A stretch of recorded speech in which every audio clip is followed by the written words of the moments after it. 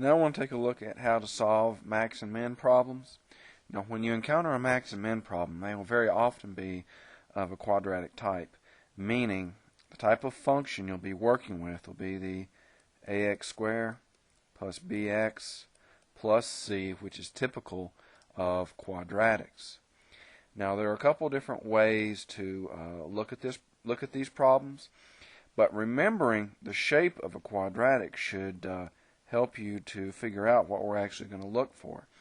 Remember that if a is greater than 0, then the quadratic will be facing upward.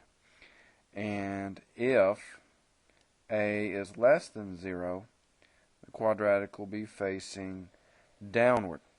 Now, whenever we have an upward facing quadratic like this, or one that opens upward, we'll see that the vertex for this particular quadratic will represent a minimum value.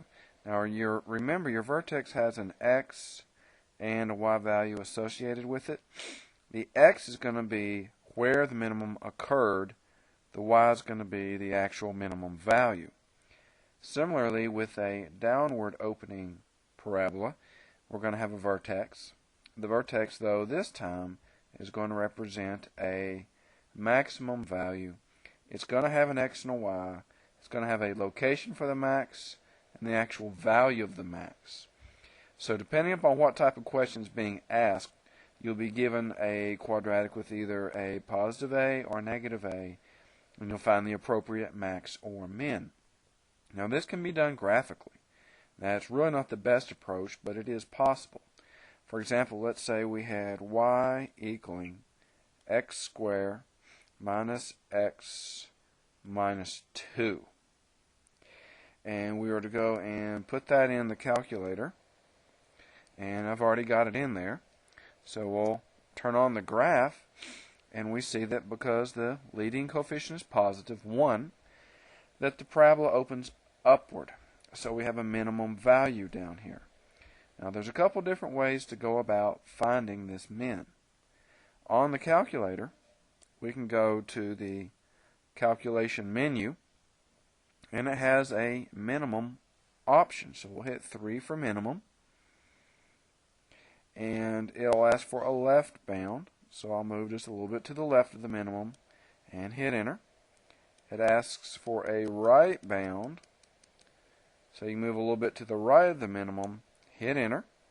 It asks for a guess, so I'll get down there just as close as I can and hit enter.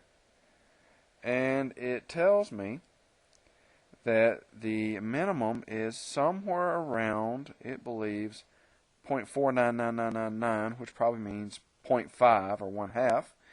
And the minimum value is a negative 2.25.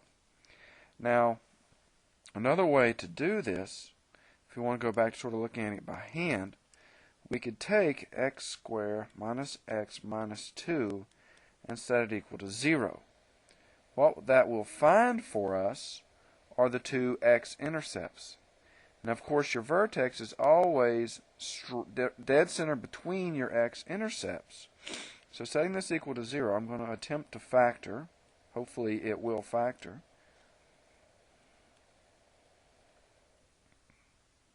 And sure enough, it does. This gives me x equal 2 and x equal negative 1. Now, dead center between 2 and negative 1 is the 1/2, and that is what we suspected for our location for our minimum. Now, once we know where it is, I can plug back in,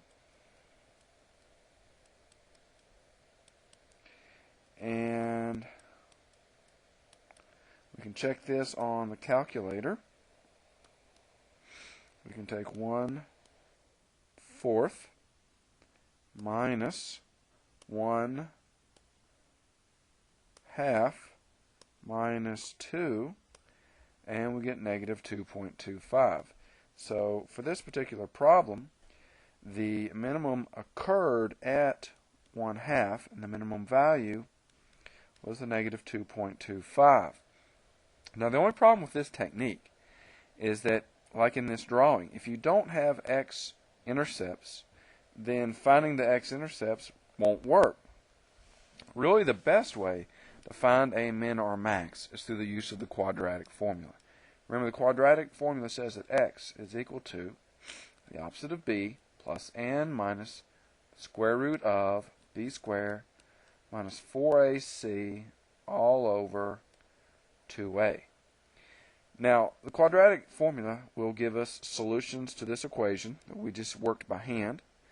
It would give us these two zeros, but actually we can cut straight over to finding the 1/2.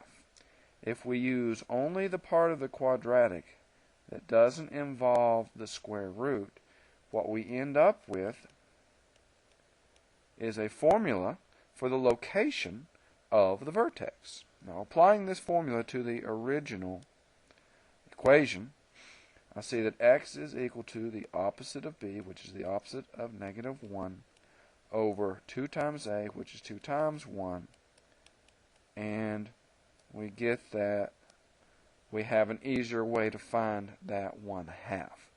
And as we did last time, we can always take the 1/2, plug it back into the original, and get the other part of the location of the vertex. So let's actually apply this to a word problem.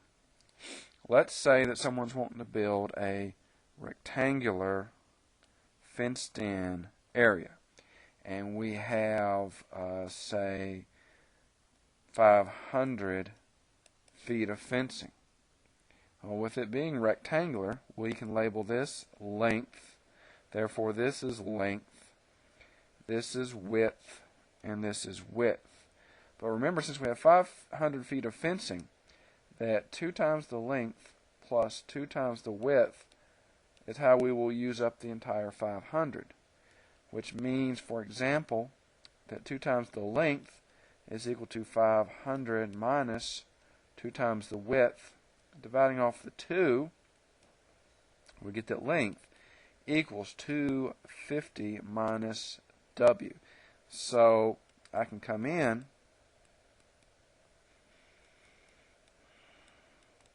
and pencil that in. Now again, what we want to maximize in this particular case is our area. Area we normally would write as length times width, but this time we write it as w times the 250 minus w, because we want to stick to one variable here. That's very important. So our area is, when I distribute, a 250w minus w squared. I'm writing this in a better order. I'm going to write this as negative, or opposite of w squared, plus 250w. And what we want to know is what value of w would maximize this area, and what would that maximum turn out to be. We're using our formula, opposite of b over 2 times a is going to be a negative 250 over a negative 2, which on our calculator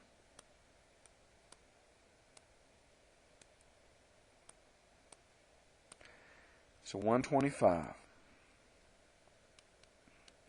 So we find that a width of 125 would create a maximum area. Now that means then, if this is 125 and this is 125, then since that only leaves half of the original, then our length will also be 125. And therefore we discover that a rectangle with maximum area is in fact a square. And of course we wonder, what is that maximum area?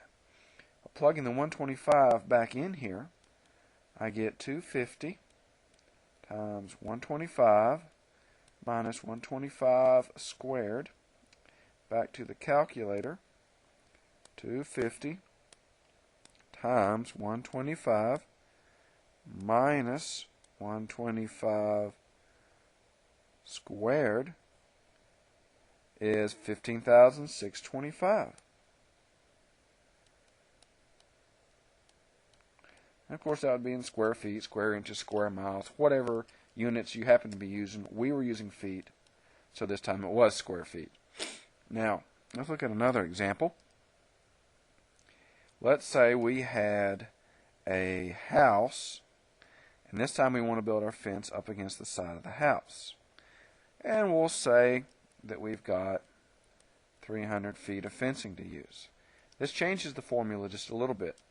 Now we still have a length, we still have a width. Area is still length times width.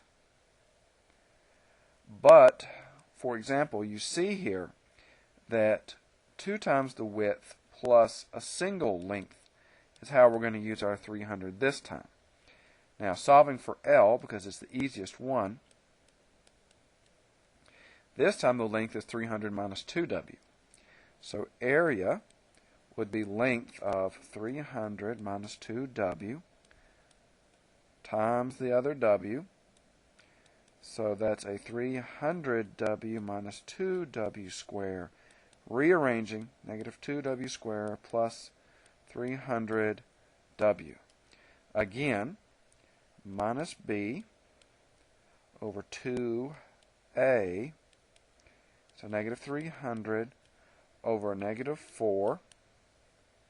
And going to the calculator. So negative 300 divided by negative 4 is a 75. So 75 this time would be the width that would maximize the area. So if the width being 75, I plug in here and I get that 300 minus 2 times 75 would in fact be a 150. So a length of 150. So at 75 by 150 is where the maximum would occur. The maximum would be 75 times 150, which is